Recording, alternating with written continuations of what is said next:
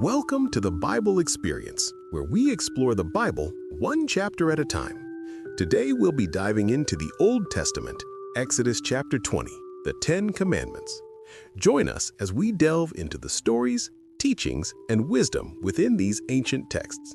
Let's begin.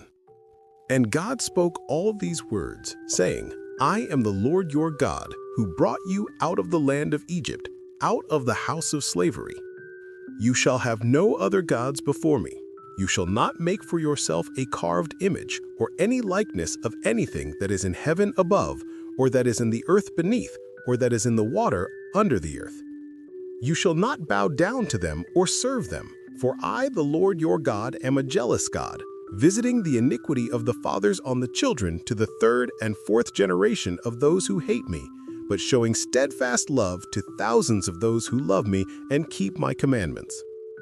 You shall not take the name of the Lord your God in vain, for the Lord will not hold him guiltless who takes his name in vain. Remember the Sabbath day, to keep it holy. 6 days you shall labor and do all your work, but the seventh day is a Sabbath to the Lord your God. On it you shall not do any work, you or your son or your daughter, your male servant or your female servant, or your livestock, or the sojourner who is within your gates. For in 6 days the Lord made the heavens and the earth, the sea and all that is in them, and rested on the seventh day. Therefore the Lord blessed the Sabbath day and made it holy. Honor your father and your mother, that your days may be long in the land that the Lord your God is giving you. You shall not murder. You shall not commit adultery. You shall not steal. You shall not bear false witness against your neighbor. You shall not covet your neighbor's house. You shall not covet your neighbor's wife, or his male servant, or his female servant, or his ox, or his donkey, or anything that is your neighbor's. Now when all the people saw the thundering, and the flashes of lightning, and the sound of the trumpet, and the mountain smoking, the people were afraid and trembled, and they stood far off and said to Moses, You speak to us, and we will listen, but do not let God speak to us, lest we die. Moses said to the people, Do not fear, for God has come to test you, that the fear of him may be before you, that you may not sin. The people stood far off, while Moses drew near to the thick darkness where God was. Laws about altars. And the Lord said to Moses, Thus you shall say to the people of Israel, You have seen for yourselves that I have talked with you from heaven. You shall not make gods of silver to be with me, nor shall you make for yourselves gods of gold. An altar of earth you shall make for me, and sacrifice on it your burnt offerings, and your peace offerings, your sheep, and your oxen. In every place where I cause my name to be remembered, I will come to you and bless you.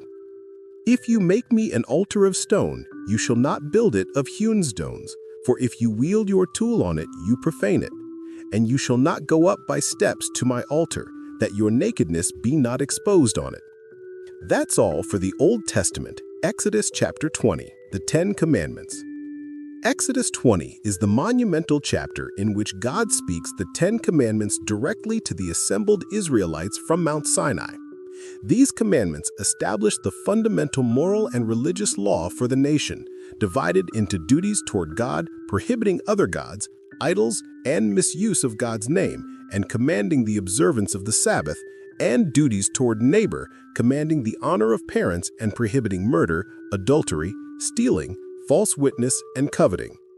Overwhelmed by the terrifying display of God's presence, the people retreated and pleaded with Moses to serve as the sole mediator of God's word.